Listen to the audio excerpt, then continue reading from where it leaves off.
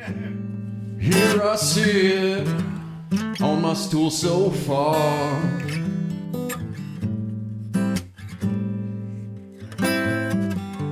Cause it's Tales from a Dive Bar. Welcome to Tales from a Dive Bar. And with me is a very close special friend. We've gone to the West Coast and back. We've dealt with the craziest shit you could possibly deal with. It's borderline legal and illegal. But I need to bring it to you guys to where when I start this, I want to just say Chris Hellickson is fucking here right now. This is my man. This is my guy. I fucking love this guy. But when I first met him, that's where I figure we'll start. So I'm in radio. I'm a weird, nerdy kid. I'm all about being top 40 soccer mom, extravagance. XLC. Exactly. It's Lake County's best variety. 1023. Hey, soccer moms, are you ready to have some fun? Because I'm ready to have some fun with you. Here's some Kelly Clarkson. It's like he's a sleeper agent and he doesn't even know. So we meet through somebody. You guys used to be like, you were related based on just all of the at one point through marriage and stuff, but like you guys were like cousins and best friends, and that's why I fucking love you guys, because he's also my best friend. We won't mention it. He's in a band. You guys will figure it out just based on us mentioning Chris Hellickson's name. But I think about it, when we first met, it was just like Don says, I'm just gonna say Don, but he goes, I'm dealing with some gout issue type things or whatever. There was something weird going on to where he's like, I'm going to go lay down in my basement. He had a radio promotion to where they were going to fix all of his windows around his fucking house. I don't know how he managed that in the little medium market radio we were in, but he set all that up, and then I'm there to film it. And he goes, all right, I'm going to go lay down and relax. The garage is open. I'm inviting one of my friends over. He's right down the road. And I end up bumping into Chris Hellickson over here. And we probably sat there in that garage and talked for hours about music. I don't even know how many joints we smoked. We were just completely out of our minds. And I realized right from the get-go when I met you, I'm like, this is one of my new best friends. This is my guy. Like, we're going to goof off at every show. We're going to be the dumb idiots that makes Don really pissed off about whatever's going on around the show that he's got going on with his band. I mean, they're awesome. I love them. But I bring it down, and it grounds me to think of how much stuff has happened since then, to where we are now here in the Speakeasy Studios for the Tales from a Dive Bar podcast, and you are sitting here just looking good and sexy and debonair more than ever. Years later. And so much has happened, and I figured I would start it from there, saying we can go ahead and let the story continue based on whatever you have from that dumb experience of us hanging out getting really stoned in Don's garage. I remember on the way out of that you were a Bear fan and I was not. Yes. And that we shared a birthday and we had a real love for marijuana. And it started there. I think we would meet randomly, exchanging gear for Don. Yeah. Dropping off gear. The DJ company I worked for at the time, we always met there on Sundays when, we worked Friday and Saturday. We'd load up gear, sometimes Thursday night, sometimes Friday early or whatever. For me, it was a Saturday wedding. Yeah, exactly. Yeah. You'd work from about 1 p.m. to about 1 a.m. on a Saturday going into it. And we'd all meet up in the garage, drop off all the equipment. And then there's, of course, a fridge and this really nice layout. And then the Don's Drinking Lube came about. And then he's like, he put a projector up. So then we're starting to watch sports, and, we're watching some old videos. It was sweet. He had VHS tapes that he would play and put up into the thing. And we'd be watching some old movies, John Mellencamp videos and stuff like that. And you're like, wow, this is pretty fucking wild, dude. And it became the big beacon of where we would end up. That became our Sundays. That became our sports spot. That became, in a way, its own little garage dive bar that Oh my goodness. I remember different nights during the week he would have band practice in that garage, and on nights that he wasn't practicing there, he would have the drums set up and different instruments set up, and there were different nights where different people would come over and try out. I remember one night he had 6 or 7 drummers come while we were just sitting there drinking. They'd come and just go. All coming through. Thank you. I'll be in touch. Thank you. I'll be in touch. And he was doing that with bass players one night, and I said, call my friend Kenji. And that's when, oh God, and Kenji just came back in town. Yep, he's back. He's back in back and better than ever. He's playing with Keith and Banks again in Chicago. That's a private show though, so we can't go. That's Friday, and I think he's back playing with Don, if I'm not mistaken. He was just in Indianapolis last weekend. So let's jump to when we ended up in a random marijuana farm in Temecula, California. Awanga, Marawanga, as we started calling it. Yes. That was a hell of a place and a hell of an exit too. It was like we pulled Mission Impossible getting out of there on time, safely. Cost me a guitar though. Oh, it did? Left you it lost behind. a guitar? Yeah, I left it behind. Couldn't carry it. Had enough. I had a bunch of stuff on me. Had my clothes. And my walking stick. I just remember when, it was a handful of months after my dad had passed, and I'm like, I'm going to show up and fly out. And you're like, yeah, all right, sure, you should do that. So I get the ticket and I book, and then eventually I'm calling you, and it's like, hey, I'm flying out tomorrow. I hope you're ready. You're just, yeah, all right, great, cool. Anytime. I get there and you're just like, dude, I'm going to be fucking honest with you. This place is a fucking shithole. We're dying here. The owner hasn't been back in months. He hasn't supplied anything to the farm.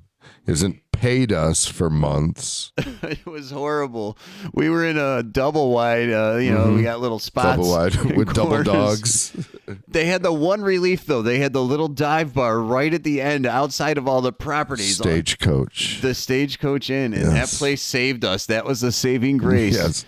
Food. I'll give them a 10 or out of a 5 yes. for saving us for all of the shit that went on through that. I didn't realize there's so much stupid drama. People don't realize all of the problems that go on with a marijuana farm. It's not just like, oh, you plant some stuff and grow it. There's like, oh, you're broke and you need a place to sleep, but I need a couple acres here harvested. It's like straight up a very... It's vicious out there. 17th century style bartering system, and you still have to figure out how to eat and survive. It's so People wild. know what your crops are doing. They're looking. They see your greenhouses. They, the word of mouth when you're talking to people. And, right at just before harvest time, you'll find your whole place got ripped off. All the plants are topped. They just stole everything, huh? Everything. It was happening. People's farms are just getting ripped off. They'd go into town for a few hours and come home and places. I mean, the clothes, the kitchen utensils, everything in their farms are ripped off. Well, I remember you saying, even when we got there, you go, listen, with those helicopters flying over, if one lands in a field near us, we could be screwed because they'll just rip and tear everything up and just ransack it. And then good luck. It doesn't matter what you did. We knew where you were pumping water out of a well. You think about just to get water into a spot into what otherwise is considered a desert type setting. Yeah. It's unreal. It's so wild when you think, because like you were saying, I remember when we were out there, every 25 feet further you want to go is going to be another $10,000 to try to go ahead and tap and get into that water so you could pump it out with some type of to go deeper. gas or solar powered thing so they can go ahead and water plants on what's otherwise a desert. It's like it's like Mars at that point. Yeah, it's the high desert area. Yeah. We had PVC just run everywhere. We had generators and pumps, but it was working. We had, 13 greenhouses altogether. It was like just compared to being around here and then all of a sudden landing and going out there and seeing that. It's like, it's a different world. Whoa, what the hell just happened? This is nuts. Well, and as it turns out, like I was saying, the owner would never come back. He wouldn't pay for the resources that the farm needed, whether it was fuel or nutrients or what have you. Yeah, and we'd also have random people show up all the time. Hey, where's my money? Cocked people and loaded, saying, random you people. owe me. Yeah, and it's like, I got nothing to do with him. I'm not the owner, But he entrusted you. He never comes. He entrusted you to be the guy to kind of be run the farm. Be bullet shield of the words, yep. or at least the words and the intimidation, and you'd be like, no, dude, this guy's serious. He had a shotgun. He's pissed off. He didn't even give me his name. He said, you would know, Well, I tried to time it out there to know I was going to go out there for harvest season just to goof off and have fun, knowing, cool, we have all these cool little buds we can smoke, we can stuff enjoy. To do. Yeah, it's fun to do. And I got there about 2 weeks too early, I guess you could say. And even then, there were so many different things that were going on, and you just learned so much of the politics of what goes on in a otherwise desert climate. And these people are like... They're ruthless. Oh, everything from water to the weed to gasoline, unreal, absolutely insane. Everything's about what's that guy got, and how much is a pound going for. And when I was there, the indoor was going for about $2,400 a pound, but outdoor you couldn't get more than 900,000. Yeah, and we were trying to get 1,000. And it actually worked out pretty well because we had a steady supply of the Girl Scout cookies. And at the time, it was a very popular strain. And a lot of it was coming back to the Chicagoland.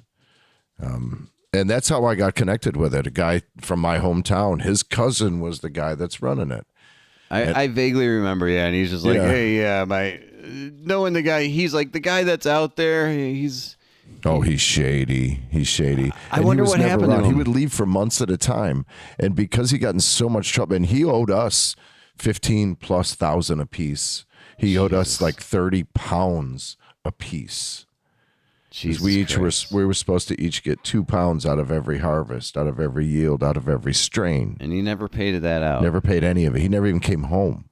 So, and it turns out he was getting nervous because it was harvest time again, got ripped off again, and he's starting to blame us for not watching his place. Yeah.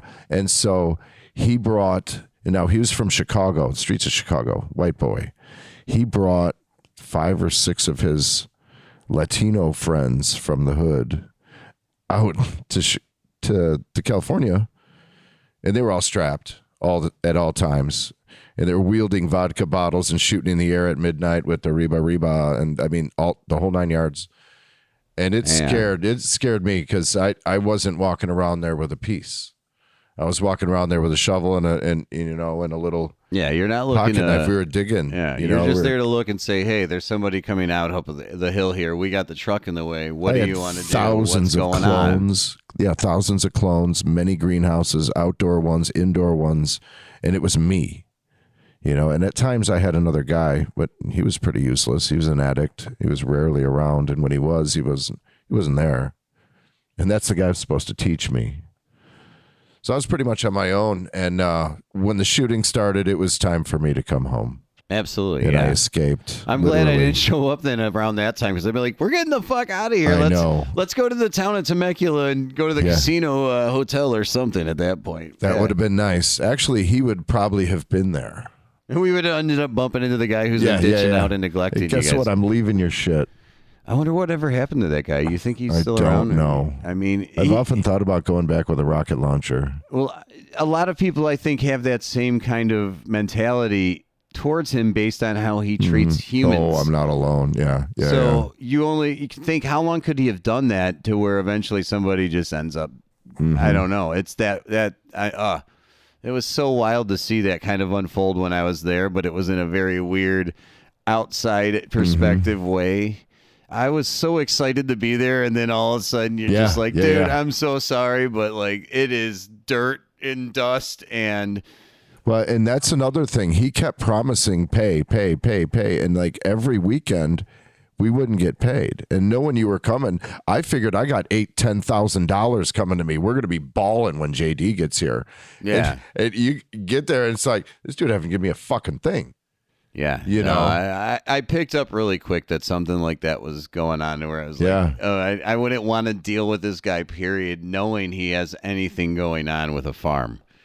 And... Yeah. Actually, by the time you got there, I had already custom ordered a 50-foot Connex box storage container, completely customized for a bedroom and a workshop and hammocks and stuff. So it's like I had already ordered box, that. It's just a spot where you would put it on some land somewhere. Yes. And another $6,000 for the trailer I ordered. Oh. And I had to call that, and that was right out of Long Beach, right there at the port. And the little mom and pop operation. And these boxes are used one time, and they're super long, and they use them for vehicles. So it was just some tires while it got shipped there, and that's it. Perfect. Wow. And then you just set and there were build whatever you 9-foot want. ceilings. Yeah, beautiful. And you can move them anywhere you want. Assuming the plan all went to fold where everything went right, where would you have ended up? I would have been living in that trailer right on that farm. Right there. Right there, and just kept going. Yeah, that telephone pole right there had power. It was just like plug in my own electric cord, and then he wanted 15% of the electric bill. So you have to pay an extra additional 15 on to top? him. To him. Okay. For everything in my Because he's thing. routing it from his place to yours. Yeah. Well, he's paying his electric bill, which was like $3,000 a month, by the way. Oh, gee. Yeah, I couldn't even think about that when you have those lights going on. Yeah. Yep. Because you had lights going on outside even. Yes. But those were from the generator. Oh. Those were electric. Well, for the greenhouses, yes. The ones we'd have to cover. Yeah. Yeah, when I first got there, that was a big thing. Was you're like, here, help me cover these with. Got to cover it when the sun goes up. Sun comes down. Whatever. 12 on, 12 off. Bud cycle. Yeah, it was beautiful. And then we went to 18 to fruit them up and fatten them up. Oh yeah, go ahead, keep going with it. Yeah, 18 to fruit and fatten. What was the 23-1 though? Did you ever do that? We had the 24-hour light, which was the clone mothers, so they just stay in the vegetative state. They never really fruit up and bud up, because once that's done, they're done. So you keep her going, and she just keeps sprouting, and that's where you take your clones from. So we'd keep 2 clone mothers from each strain, right?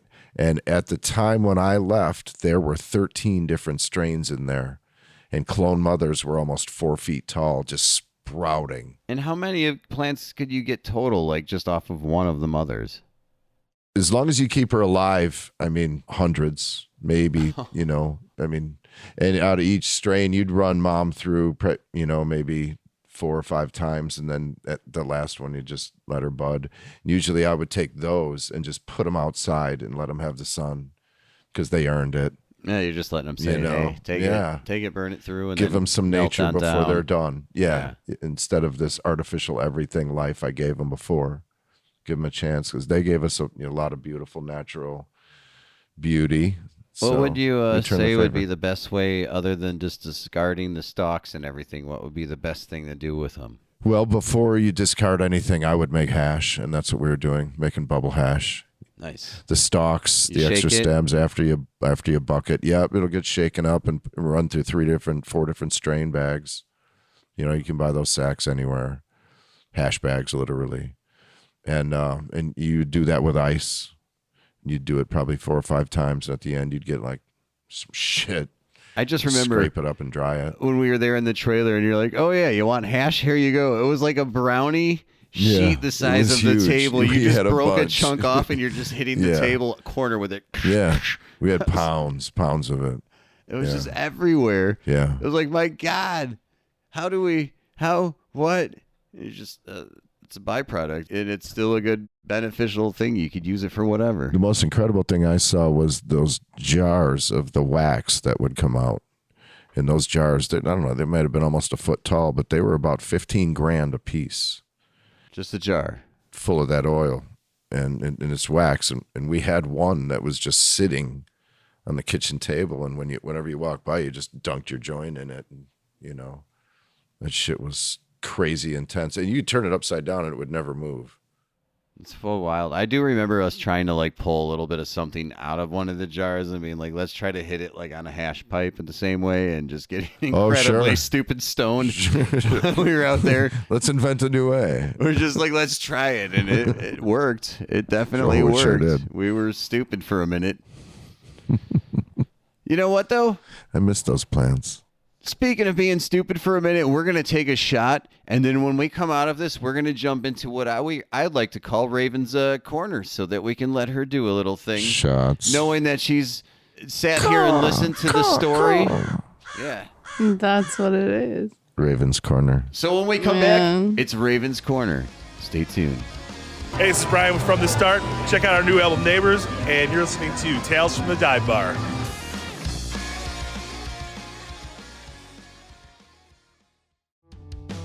Hey, this is Andy. This is Mahoney. From the Start. Check out our new album, Neighbors, and you are listening to Tales from the Dive Bar. Tales from the Dive Bar. Dive in, guys.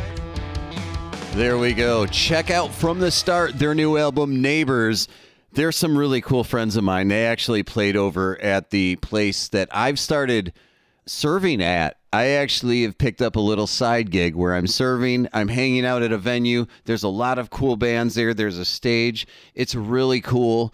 Chris, you were there to see it and check it out. We didn't see the band playing because the opener band was playing as we were bouncing here in between in the little green room that we're at.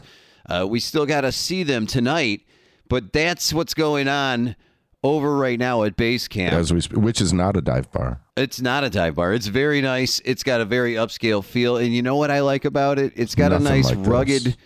this. It's weird because it's a ski hill lodge within a big ass stage, and a lot of bands come through, and it's usually bands that people don't know about. But recently, the singer to Plain White Tees, he came through because he's a local guy. Okay. So I kind of realized, like the setup. Yeah. No, Tom Higginson, but I met him and I'm starting to talk to him a little bit, and I ended up buying an album off of one of the bands. It's very emo. It's very 2005 for me, so it kind of brings me back to when I was a college kid and I had like the short emo hair, and I would wear the eyeliner and the eyeliner. I would wear eyeliner to history class. No, I didn't. Did you have a full-length leather coat? No, I didn't have any of that, but I wish I did. Did you spike your hair and color it? No, it was worse. It was like a bowl cut, but it was trying to grow out longer than a bowl cut, but it was still shaved under. Like, now that we have long hair, because we've been working on our weird Viking cut hair things going on, you've cleaned yours up to keep the side going and everything. I shave it every day on the sides, yeah. Really? Oh, so that you do it yourself. You just groom it out. I do. And then about once a month, I have a girl come over and clean up the back because I can't shave that accurately or safely. Every time I put a razor too close, there's way too much comes out. I get the neck pubes going on. Oh, any neck hair? No, gotta go. I refuse neck hair. Let's jump and move forward right on over to Raven's Corner. You know,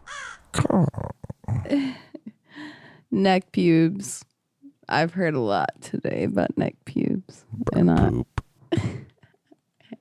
And neck pubes are equal to bird poop. But hey, they're pretty nasty, aren't they? I mean, not really. I dig all your hairs, guys. All the hairs, all the... So if you saw me as a server with all these neck pubes sticking out of the side of my head, like it looks like I just licked a light socket or something, or a light bulb that was missing the glass, you'd be like, oh, I'm so glad you're bringing me a cheeseburger. I have no problem with that. Yeah. She won't even ask Bigfoot to manscape. You look like that all the time. Oh, all right. If you... I'm glad you've settled for that. I'm glad you're used to that. If Sasquatch put his finger in a light bulb, that's Jason. I look like one of the guys in Home Alone when he gets electrocuted, the hair coming out of the side. It's just so poofy. I was hoping you would say some stupid shit like that. It's so poofy, and it just... I'm being facetious, but like, come on. Come on. Like, come on. Great sound effect. Hey, facetious. Bird poo. I'm not pooing on anyone. You think ravens poop? poop? Why everyone has to poo on everyone? They sound like crows. I mean, crows poop. So you assume so do ravens. Yeah. All the birds poo. And they can all hit the windshield. That's probably that's what's on my windshield. That's what I was thinking. It's on there. You screech it off, and it just gets all even white and smearier, and you're just like, Yeah. that's It's the better than Raven. the big fat flat ones on the hood that cook and just don't move. The Raven's been here at this point. There's nothing I can do to escape it. You walk out to your car and you hear, caw. Wow. I think they've taunting had a you. conversation about me earlier that I don't even know about. Like, that's how that feels. All right, so tell us what's on your mind, Raven. Give it to us. No, I don't know. I'm so unprepared. I'm silly. I was like, listen, guys, like, I was totally in my own world. My boyfriend texts me and is like, hey, I'm off. Yeah, I don't have to work. I'm like, cool, yeah. And I'm like dancing around. I just didn't give a shit. I was like dancing around to Vivaldi's Gloria. Like, holy shit, yeah, this fucking classical music is gonna fucking soar in my brain. It was like so good. And then they appeared. You appeared. Caw. Yeah, you guys both appeared within the time frame, within the finale of Vivaldi's Gloria. And I was like, what the fuck? Why are you here?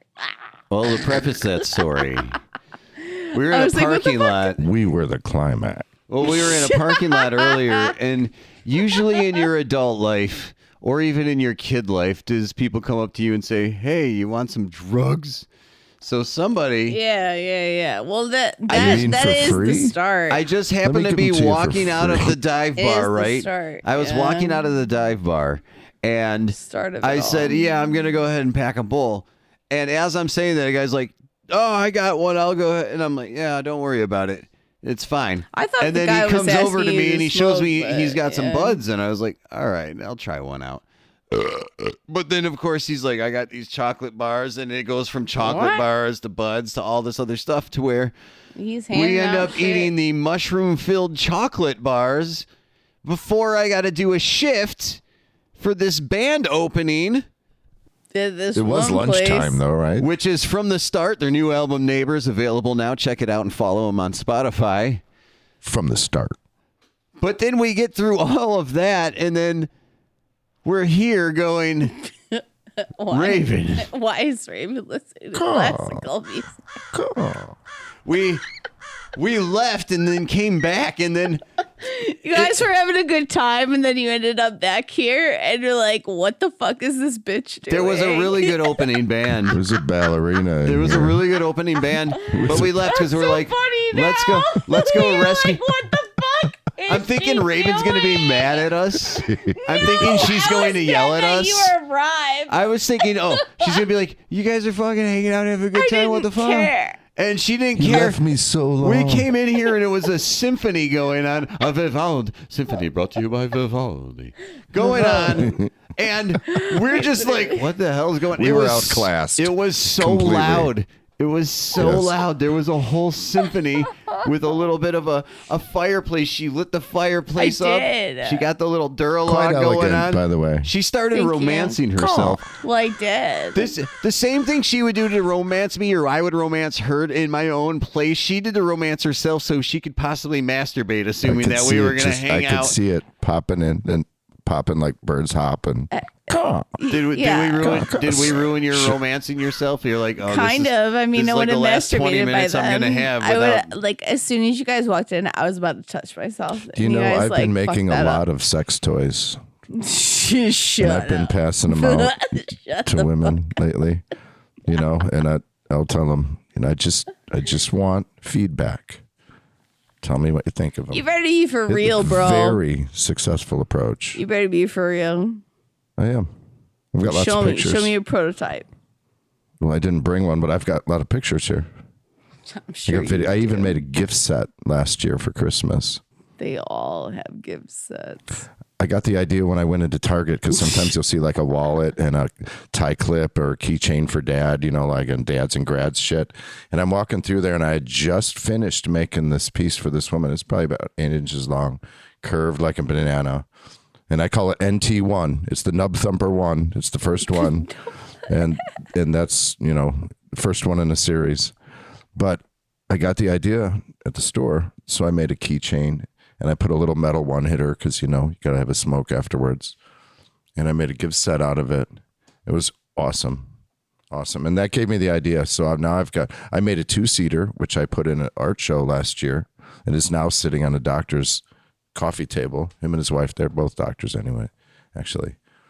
Yeah, you should tell us more about that because you were like, we did miss a lot of stuff to where we didn't talk about to like how in the last handful of, I don't know if it's like the last year or so, you've been on this journey. Yes, that's 2 years. You've been 2 years. I mean, that's the thing that's so hard about it is I keep forgetting that the last time I'd seen you was when we were picking up the bar for Lyle Palooza and putting it from Don's Drinking Lube where we had originally met. Yes. Into then me like saying, "Oh, I love you, brother. See you later. Goodbye." And I don't go to Lake County anymore. The last time I saw you was the same spot. Yeah, exactly. It's so same fucking driveway, wild. Same garage. Yeah. Same place. Everything. To where. Yeah. Now it's culminated to where we finally get to do this weird fun thing. We're going to jam out tomorrow, which is a whole different thing just to have our own little fun. It's going to be fun. Yeah. I'm so excited Let's record about that. if possible. Oh, there's going to be a lot of recording stuff for it. I do a lot of things without you guys knowing. That have asked for video. Without it, like, there's going to be a lot of folks there. It's going to be fun, just us goofing off. Yeah, that's going to be great. It's a friendly, little fun thing. But I'm sorry, I haven't talked or listened to much of your journey in the last couple of years after that because I know you've been on this musical thing with the VA and I have. I'm going to let you explain it more. Yeah. Well, as far as the musical thing with the VA, that's a Guitars for Vets program, which is giving guitar lessons to veterans, PTSD vets, depression guys, not just guys, but guys and girls on their journey. And it's just one of the ways they can enter group therapy through the Bridge program at the VA in North Chicago. That's where I go. But it's a place for, like I said, veterans to go take guitar lessons. There's beginner lessons. You could take master classes and anything in between. And once folks graduate from there, instead of letting them just go off into the wind, try to corral them. And now every Friday there's a jam from 2 to 4 o'clock where they all get together and have a jam session. Now, out of that, there were a lot of guys that are pretty damn good, and they'd come every week, and they really wanted to play. So I said, let's start a band. And we did. We played 21 shows last year, all over Chicagoland, all veteran stuff, But I got a real addiction to playing on stage. I really, really enjoy that. But that's just one of the things I did. That's our Friday. On Wednesdays, we do walking therapy. And through that, not only, getting people up and out of their house and on their feet and getting, interacting with other people and which is a lot for many of those veterans. There's people there that are Vietnam and older. There's some real broken people out there, even some of the younger kids. But that turned into, hey, why don't you have a walking stick? I'll show you all how to do them. And that turned into classes. It was a real positive for a lot of people. It gave them something to do, and it gave us notoriety, if you will. Yeah. The word got around, and WGN came out and filmed us, and it was real good. And that made me want to take a hobby and make it into a business. Well, I remember before that point, just making sticks in your garage at your parents' place, and just a hobby it was a hobby, but it also was still doing the same thing to where it gave us something to do, and it allowed us to like kind of click and bond, and then also go, oh, what do I like about this or not like about this, or I want to paint it this color or that color. Like it gave you the ability to create some form of identity and stability. And it's also when you don't have anything to do, people don't realize that, like, especially at that time where I'm talking about, I had already gone to the West Coast and back for my own little things that had their own struggles, to where then I had nothing going on other than, what do I do in between the week before I get to DJ or do stuff on the weekends? I can finally get plugged in Thursday night, but what do I do Monday through Wednesday night? Yeah, filling that you're time. Panicking. You don't know what to do. You don't know how to handle it. Even though you're tired after about Sunday, whatever, you still have to look and go, what can I do to conserve and build Day's on that not time? over. Week's not over. Yeah. And that's why I got to thank you, because you were there for me to just say, let's hang out in my garage. Let's do the sticks. Let's do some sanding. Let's do some painting. And it also was us playing and getting into our Forge of Empires fetish, which is a whole nother podcast in and of itself. Oh my God, wait. I can't wait. Oh no, this one's bad. You know, part of that journey you talked about and loving the working with the sticks, because I won't take the opiates or the narcotics or any of the pills from the VA. And I had to find a way to cope. And that's where I fell into this cannabis regimen. And I really endorse it for anybody. All of my doctors support it, by the way, but they can't prescribe it because the VA is federal. Yeah. But in that, part of coping, you know, and finding that something to do, to speak to your point, was just working on the sticks. And they would take forever. And I've now graduated to not just painting them, but 4 different colors of stain. I mean, just doing gorgeous layers. Stuff. Yeah, I sold 3 pieces last year for $1,100. Wow. Yeah, and those are the first 3 that I ever really sold. And people have been telling me from day one, why aren't you selling these? Stop giving them away. You're wasting your time. Exactly. You're wasting your time. You do one, and I'm like, dude, I'll give you like $20. Or you're like, no, don't worry about it. No, I do it because I love it. And you know, and it was always learning. It was always learning different techniques, whatever. You can't charge somebody for that, you know, and you give it to them. But yeah, you're just smoothing down a stick and then painting it so they got something they can walk and crush on. But you don't realize that people look and say, hey, it's kind of fun not only to do it and build your own, but then give it that personality and then also say, oh, I don't want this tall one. I want a shorter one, or I want this, or I want more than one. Right. I don't make the sticks, but I can make them yours. I have one of your sticks in next to my bed, so in case an assailant comes in, I'm going to swing that at them. I mean, I know you'd see it and go, I remember it. Yeah, sure.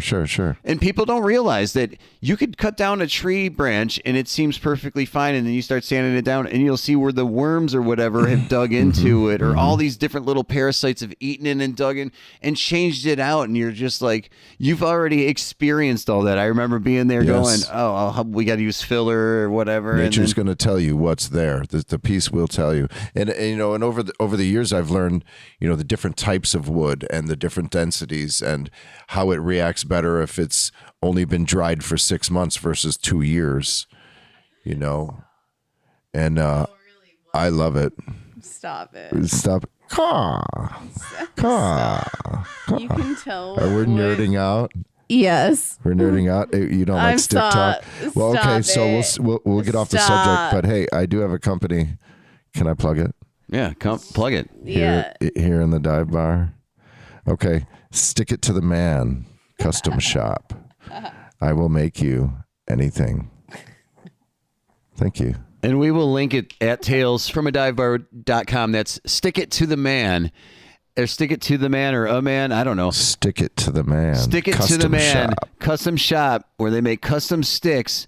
But we'll put the link at talesfromadivebar.com if you want to get a custom stick made from Chris Hellickson. And we do the best in women's sex toys. I just want to hear more about wood. You know what I would like to ask your audience? I need a name for them. Okay, so I call them the NT series because they're Knub Thumpers. But I've heard that the Scandinavian name, which is the ones that I'm modeling these after, they call them Hygge. Hygge. Hygge. And that's as close as I've seen, but I don't know that's real accurate, and I don't want to call it that. So it depends. If you're going to sell it, if you're going to sell it there, then you should sell it with that name. But then in America, you sell it as the Knub Thumper because that's going to be a lot easier to. Knub Thumper. I would think stick with Knub Thumper. I like that. Raven, what do you think? No, I mean, it's got to be elegant don't name too. It you know, that. Like if you're going to name it that, that's towards men, not towards women. So he should go with the other name. The Hygge? That's. If you want to put a Viking stamp on it, then yes. Well, everything's made just like the Vikings would do it. I don't use any power tools or saws or anything. Use Norse mythology with it. Use that sensuality with it, because if you do anything stupid, no offense, how you did. I don't want to piss off the gods. Exactly. So what do you like? Hold on. Is this any different than anything to where you could just? It's good in the shower. You could use it in the rain. Yes, you could use it in the. They are in the rain. They are treated and they are food safe. They are food safe and food clean. They soak in mineral oil and then they get it waxed up. And yes, they are wonderful. Is there any maintenance involved, like more mineral oil No, or and wax? actually, the no, there's shower, not. can use But it in the like I said, rain. when I hand them out, I ask for feedback. And I also tell them that it comes with a free tutorial, should it be needed. Yeah, oh God, what tutorial is that? Well, if they need to ask, it's lucky that I'm there. I could use this thing anywhere. In the shower, Yes, in you the can. rain. Yes, you can. Wait, but what tutorial? So they're like, For the oh my record, God, I have I given can't out use several it. tutorials. I need help. This podcast is I going. need help. Yeah, they do need help. They do need help. I need help. All right, The best so way to start is to make sure. this is I just clearly not snorted. FDA approved. But I like it. All right, so we're selling. I've had the best luck with when she's some on all bitch fours. messages you and she's like, All right, so I you're, need help. well, you're working on a lot of stuff. no. That's the thing that I love about this guy is he's just like, oh, now you got the freedom to do it. Like people don't realize. Yeah. But when I first met you to everything, like, oh, we didn't tell him about when you worked at the tire shop and that crazy fucked up story and that Oh my whole God. situation. Yeah, see, back when we hung out, I always had a job, and it was like everyone Yeah. else. We were working people, but now I got a lot of time to kill. Yeah, you were all of a sudden They like created a monster. the tire shop. Everything closed down due to the circumstances with the owners being a complete Oh, he was a douchebag. scumbag. Yeah, And then yeah. Chris is like, "Fuck it, I'm gonna just go out to the west. I'm going out I west." just took off on a train. He just Yeah, went. I left. It was so oh my weird. God, I'm but outta here. guys, Dude, what the hell just happened? I just remembered why I was so like fucking bamboozled earlier. Stop calling at me. Oh, yeah, I yeah. am the car. It's the Raven. We I now am return the you back to car. Raven's Corner. I am the car. I am the car. The Wrath of Call. However, All right, give it. let me talk about how I did not remember how this motherfucker who is in front of me right now is part of Forge of Empire. Oh, Forge of fuck? Empires. What the fuck? This is ABG bro? right here on Forge of Empires. What the fuck? He gave me trees and iron, bro. Whatever you want. Yeah, whatever you need. Yeah. Whatever you need. Should we do a Forge of Empires podcast just for the Forge Yes, of we Empires should. kids? You know how fucked up that is, dude? No, this will take hours and Bro! I would love It that. is so fucked up, dude. Hey, You want to you- know why? you know what? Do you You're want to know slacking, why? by the way. Do you want to know why, though? No. I want to know that you're kicking ass. Call. Call. Don't test me. I will call back. Bro. You are a 4G. The talons of love. Well, yeah, no, we once we know you're in the official cult, we initiated Raven into our Forge of Empires fetish, which is one of them farming online games that could be a podcast in and of itself, but I don't know if I feel scared to even mention it. It's like all of a sudden if we were like, hey, you guys want to play World of Warcraft? And everyone's like, yeah. It's like That's a game I don't play. I only play one game. Forge of Empires. Well, I introduced you to One that race fucking to game. rule them all. Yes, you did. It was so wild It was like because 13 years ago we've been playing that game. we've been playing the game Since for it over started. a decade. Yeah. And the wild thing about it is I realized even as we were doing it, you're like, dude, thank you so much for introducing me to this Hell game. yeah. It triggered our OCD, our spectrum of OCD to where we're like, I know. how do I build the most perfect city that makes the most money and the most supplies and has the strongest military and then also Yeah. does exactly what I need it to do? Yeah. It's so wild. Yeah. I fell in love with the game. No, he's right. Every word. I Every know. word. Every word he said. That's I what I love the felt. game. The game was so Yeah. wild. I I was mean, hooked on it right away.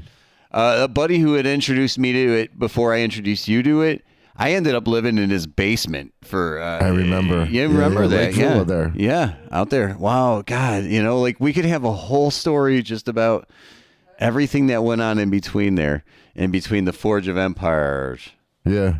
Going out there and getting stoned in his garage. It was always freezing ass. It was full of car parts and stuff. Yeah. What I just don't understand is how I had to be a part of it. Like, This is before you. This is like, this is when I was coming up in the middle of everything to get to the point to where me and Chris, like even when I gave you a hug out there in the parking lot when I first saw you, there was some tears because it was I was like, dude, it's been too long. Look how far it's come in the span of this time. My hair's 2 feet long now. It's been so long. My hair's too. Yeah. My Forge of Empire City is dominating. It's amazing. I have 230 million points now. I don't even know what to do with myself on, but it's just like, wow, everything that unfolded in between all that time and just all the dumb stories we could tell in between that, where it's like just the dumb shit that happened in between the situations during that time. Like even like Don, the guy that introduced us, is like, we were like, hey, we'll go down stage for you, Don. Don't worry. We'll sing for your band. Yeah, and he he's would like, bring so much randomness into our world because we would meet and it would be, okay, let's go to lunch with this guy. And it would turn out into 6 hours and everyone's completely trashed. And it's like, okay, what are you going to do the rest of the day? You're going to try and recover. Or we could, go to his house. He's going to be like, yeah, jump in. Let's go to the show. Well, I was living in we're like... on stage with him and inebriated. I'm living in Mundelein and he's like, meet me in Libertyville with all the equipment. And then I show up there. And I'm thinking I'm dropping off equipment. No, he's just setting up an impromptu DJ gig. We're going to have fun and goof off. And he's going to start singing some fucking John Mellencamp and having a good fucking time with himself on it. And you know what? Everyone fucking loved it. I know. And then he's like, he had a way of doing let's go to another bar. Yeah. And then we go to another bar. And then we end up by his house in the garage, finally delivering everything, going, dude, it's like 4 bars later. Good God. Yeah, this is so and much now fun. You still got to go finish your day. Yeah, you're like, oh, I still got to get ready for Monday. There. This is supposed to be Sunday, the day where I rested and relaxed, and instead, I'm gonna show up on Monday half fucking hungover, going, oh, I'm carrying the hangover from the day before. You ran into a machine. I miss it, but I don't miss it. Like I do want to go down there. It's hard to miss that, but goddamn, we gotta go easy see to miss Vils. it, We gotta go see Vils. We gotta go down and hang out with him. He's going to be at Vernon Hills Days. Well, we got to do that, but also I think we should go down and hang out with him near Nashville and all that stuff. Like I we think should have some fun with it. It'd be fun. Amtrak goes down there. Yeah, we'll record for the podcast and just goof off, and I sit in the observation car with my guitar and trip on mushrooms and watch the sun come up. The hardest thing about the Amtrak is the fact that you always know it's going to be delayed. You're like, well, we apologize, folks. We know you guys were expected to leave here at 12. Departure time's about 1:30, and you're like, you don't great. take the Amtrak because you're in a hurry. You don't. It's 2.5 days from here to Arizona. I couldn't even imagine what. Well, even and Nashville, 24 hours plus of it is just Texas. Fucking thing. The place is massive. Well, I remember you on the trains when you were texting me after you were leaving the weed farm, coming back on the trains, and you're like, we're dealing with floods, and now they can't even move. Like, we're stuck here in a town, in a little fucking dust town, because we can't move because there's just the tracks are underwater for 2 days or something. Yeah. Like, we forget about how convenient it is to move around. Like, okay, great, you got a car, you got a flight. But then you take the train and you're just like, what kind of circus am I dealing with? Yeah, speaking of that, city to city. Same thing with being in this, I mean, the smallest town you could ever imagine has a little station. And anything forward of it for, I don't know, like 40 miles was flooded, whatever it was. And they would let us out and we couldn't leave the platform for 18 hours. You can't leave the platform.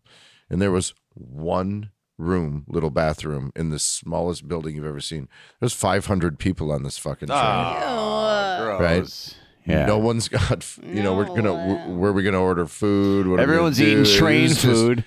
Yeah, I mean, some sandwiches have been sitting in a cooler for 3 days that they carried on. Going, God. Ooh. So all that plays into it, People don't think about none of that. I want to think about that until all of a sudden you're just like, wait a second, how many people have been using and you this feel bed? bad because there's families and some people got like 8 kids or whatever. Or there's a whole parade of freaking broken down senior citizens that are hanging out in wheelchairs. And it's like, You know, what are you going to do? Okay. They're like, okay, sit there 18 hours. It's fine. They'd What be am I doing the gonna same do? thing on the train. Yeah. But it's like for other people, like maybe you want to go to Denny's or Oh, something. You're going to be here a day and a half. Yeah. You know? Nope. So You can't shitty. leave this.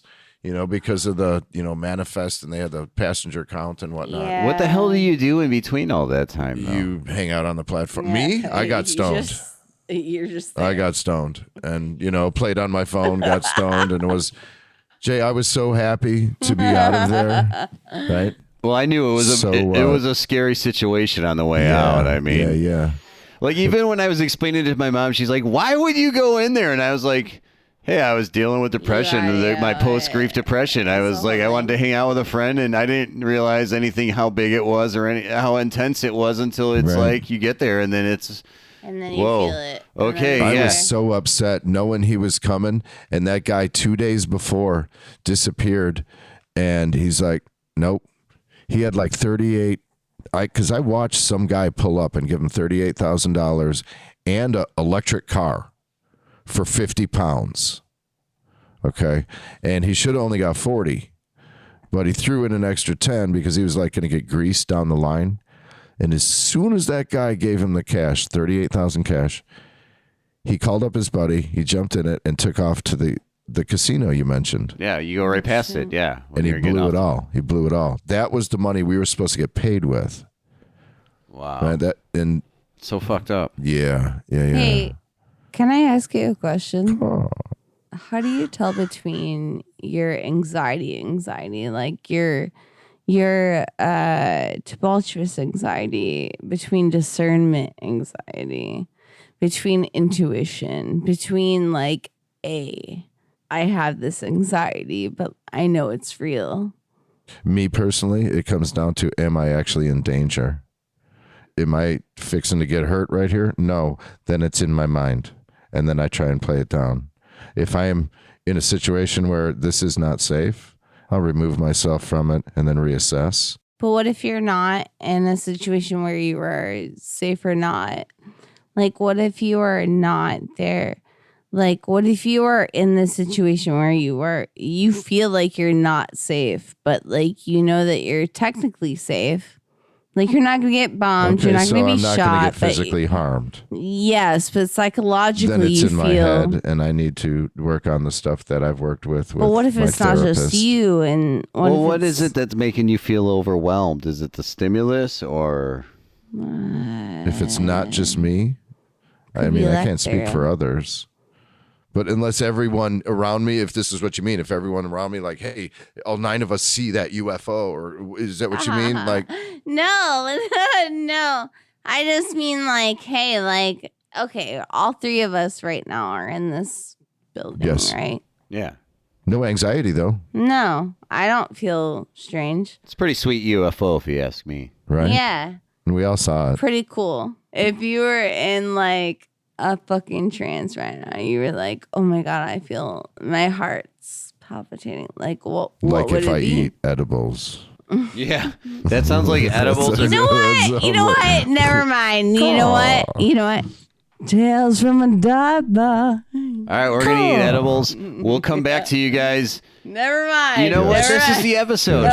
The next episode might. I got another joint. Oh yeah, we got a joint to smoke. Yes, But right you know here. what's more important? Need a lighter. The next one may very well be about Forge of Empires, but not today. Oh my God! Not Shut today. the fuck up! Oh, I just Yeah. The Forge cast is remembered not that. happening. The Just Forge moved cast is up not to happening. Oceanic future. I'm Oh, still it's at, about time. like, It took you long fucktard enough. version. Fucking tech tree. Are you kidding me? Anyway, we'll see you guys later. Take care. We love you. Thank you. Give us a thumbs up. Give us a 5-star. Give us whatever it is you got going on, but also give us your feedback at talesfromadivebar.com. We'll see you later. Have a good Tales one. from dive bar. Tales from a dive bar. Yeah, come and listen for free. Get your ass on your couch, eat some food, and listen to us 3. Ooh. Oh, yeah.